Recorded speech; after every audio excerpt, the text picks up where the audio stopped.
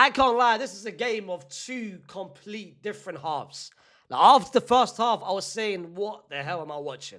Why did I wake up for this nonsense? But the second half, especially towards the end, had a lot of drama, had a lot of entertainment, had a lot of selections, lineup changes, in-game management from different managers.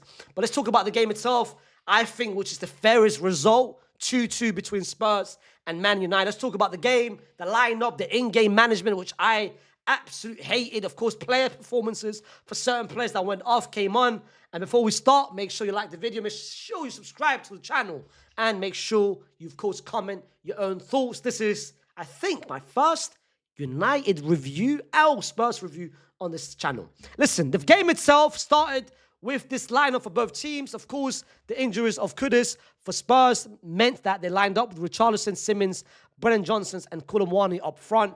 And as for United, Sesko was on the bench, and they had Cunha and Mbeumo and Ahmad playing in the three-man attacking force. And I can't lie, the first half, we saw nothing from Spurs. And it reminded me very similar to the game against Chelsea, where against Chelsea, 90 minutes, 0 shots on target. And they had an XG of 0.05. And there was a lot of pressure on Thomas Frank, because the last 3 games at home for Spurs, they drew against Wolves. They lost against, who was it? I think they lost against Aston Villa, and they lost against Chelsea. Of course, they beat Copenhagen, but that was more of a, you had to win. That was a must win. But against United, this was a must win, especially at home in the Premier League. You started well, but you're creeping down on that leaderboard. And United, they're heading into this game, great momentum. Of course, last 4 games, nice little unbeaten streak, 3 wins, 1 draw. And in the first half, United got the goal, great goal by the great build-up with Bruno on the right-hand side. Ahmad with a great cross to Mbeumo inside with a great header. But I felt like in the first half, it wasn't good to watch. The quality was so bad.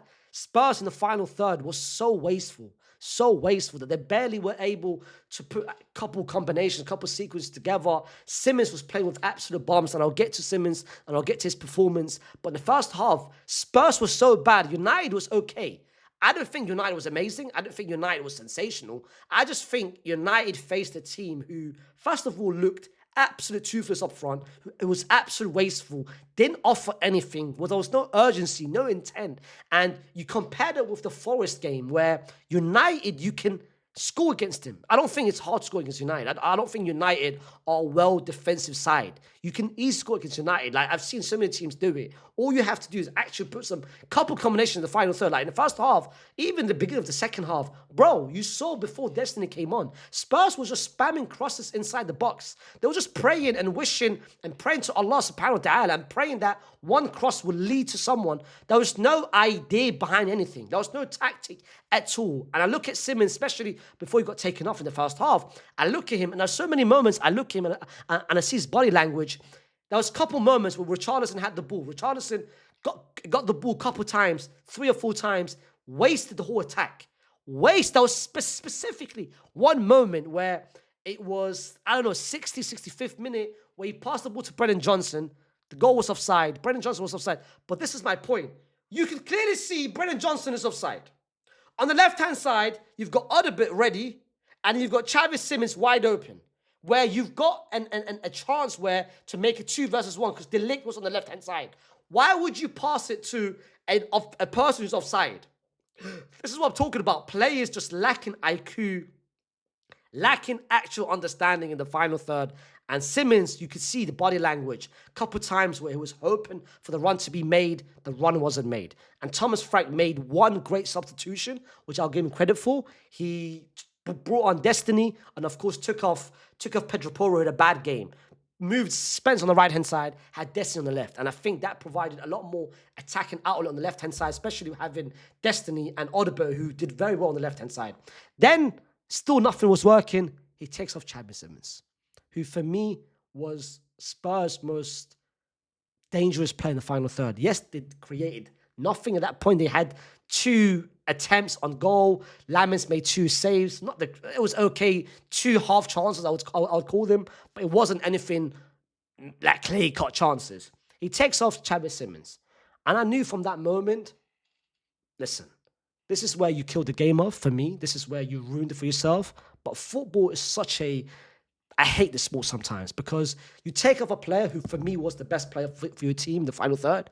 You're bringing in a player, you change the system, you play two strikers up front. Of course, you would expect more chances because you can now spam crosses. Now it makes sense to spam crosses because you've got two strikers up front, Intel and Richarlison. And of course, the goal came 84th minute. Of course, it's the XG. Spurs had a lot more there was a lot more actually purpose in how they attacked in the second half. Hence the reason that the chances which they created a lot of chances. Of course, the goal came from Tell. Great, nice little passage on the left-hand side by Destiny and Odobit. And they scored deflection, of course. And then the goal came. 91st minute. Richarlison comes on. Sorry, Richarlison steps up, of course, with the corner. Tell, I think it was Tell that took the corner. And I think Destiny took the shot, which, of course, headed by Richarlison to make it 2-1. And United, in the last second of the game, makes it 2-2. For United, the reason why they lost the game, the reason why there was no control, is a couple players coming on the pitch. Casemiro, which has been a repeat of the season where he plays well, especially in the first, how many minutes was it? 72 minutes, played exceptional. Defensively going forward, very, very secure. Ugarte comes on and the game changes completely. No control whatsoever. You see Cunha goes off, Sesko comes on, and I'll talk about him in terms of player performances. But the control was absolutely lost in that midfield, especially when Ugarte came on, because Ugarte provided nothing. Dalot came on, and Dalot, once again, didn't do anything. And it's been a repeat of this season where Ugarte and Dalot has been two of the biggest cheeks for United. And now let's talk about player performance. I think 2-2 is the fairest result. I think first half United could have killed the game off because Spurs gave you nothing. And I think that was the moment. I think that was United's moment to kill the game off. But the second half, Spurs deserves at least 1 point, especially because the second half, Spurs were the better team. A bit annoying for Spurs for not keeping it's 2-1, 92nd minute. You're telling me you can't keep a clean sheet, you can't make sure, put some numbers at the back. You telling me you can't keep a lead for 4 minutes? A bit embarrassing. Even the corner itself, the man marking was so poor. De Ligt wide open at the back post with a wide open header. Makes no sense. But 2-2, I think, is the fairest result. Player performances, I look at Spurs, and I don't think that anyone stood up massively. Pedro Porro at 7 is an absolute disgrace. He did not have a 7-point. By the way, foot him up in the rating. I've lost hope. This season. They've been so bad in the way they judge their plays. Of course, they judge it by metrics and X, Y, and Z, but with eye test, if you watch the game, Pedro Porro did not have a 7-point game. Romero was okay defensively, and again, he was a massive part of the build-up. Jet Spence, I don't think his first half was very, very average. Second half got involved a lot more on the right-hand side. Sarr was, I think, better in the second half compared to the first half. Palhinha, I don't think was anything special. Xavi Simons, for me, was the best player for Spurs. And I feel sorry for him because I have not seen every single Spurs game. I'm not going to pretend that I've watched every Spurs game, but I've seen the narratives, I've seen the agendas on Xavi Simons say that he's been a flop, he has had a poor season, and I can't judge that because I haven't watched the game. I can only base it on highlights, I can only base it on what I see with stats and X, Y, and Z. But I've seen what Fuad said on SDS, and Fuad said that on SDS that Xavi Simons, I watch him, and it's the only person trying to carry the team forward, the only person that looks up, tries to find the pass, that tries to make things happen. But he's playing with players that, first of all, are quality-wise are far, far beneath him. Secondly, he's 2-3 steps ahead of everyone where they can't think the same way he's thinking because he wants to make a pass, but that person's not even running to that little pocket. So he's thinking way above them. He's too advanced compared to them. So that's why his numbers is a bit low because he's doing everything that he can. And I look at him all right, cool, maybe it's your team. You watch him more than me, so I'm going to trust your word. Maybe you're saying it because you want to defend him. That's always this little 50-50. I watched it today, and he was absolutely right. I look at Xavi Simons today, he's thinking, his movement is perfect. I love the fact that he's moving into pockets which is wide open, where he's wide open, he's receiving the ball, he's asking for the ball, and he's actually hungry. I love his intent. The one thing about it is that, especially with that kind of profile, as a 10, You love the intent. You love the fact that he's actually driving with the ball, looking to make things happen.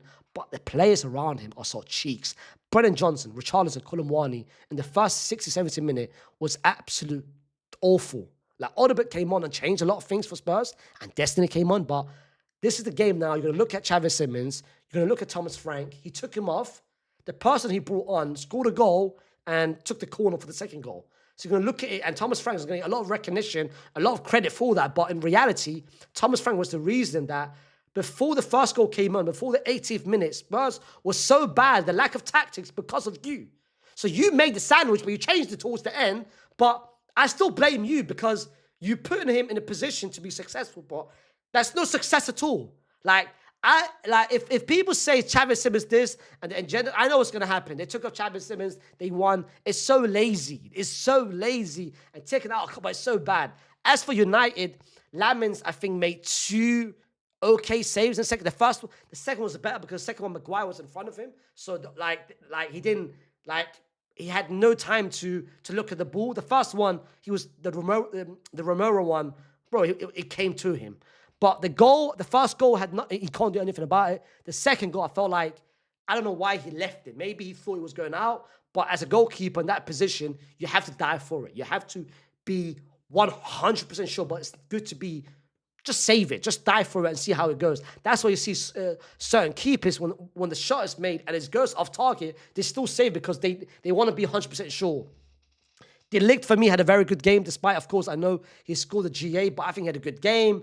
Mazraoui was okay. As for United, Bruno had a massive miss. There was one moment where he could have made it 2-0. He had a massive, massive miss. He could have actually killed the game off at 2-0. But for United, I look at Dogu, who was okay. He was actually okay, above average. I look at Aman and Wemo, who was the most 2 players that actually try something. But the person off the bench, this guy, I can't lie. His cameo, the last 2 games has been absolute awful. And no one's going to talk about it because the easy target, because his name is not Victor. And this is why I like to compare him to Victor, because I feel like the hate towards Victor at Arsenal is way more compared to what I see at Sesko. Even though they both came this season, big money from Germany, from Portugal, but I see a lot more hate towards Victor compared to what I see on Sesko, which, again, I like Sesko. I think he's going to be great for United, but his 2 cameos off the bench has been absolutely disgusting. But now, if you put Victor in those positions and Victor plays the same way Sesko does, look at the different reaction, the different reception that he gets. I just think it's unfair. For me, I just think it's unfair. But this is my thoughts, of course, deserved. I think taking everything into account, I think 2-2 is the fairest result. Put down in the comments what you guys made of the game. Make sure you like the video, subscribe to the channel. In terms of the table right now, you look at Spurs, who's still in top 4, but they need to hope and pray that all the teams below them don't win. And for United, if you ask any United fan start of the season or last season that after 5 games you have 3 wins, 2 draws, you would take it. But putting context into account, this game, you should have won, especially with how the first 80 minutes of the game was played out. You should have won that game. Like, today is a bad result for United. And even now, if you take it to Spurs, of course you would take a draw, especially after the 8th minute. But context is important. At 2-1 up, with 4 minutes to go, you need to keep the lead. It's just bad from both teams. But 2-2 is the fairest result.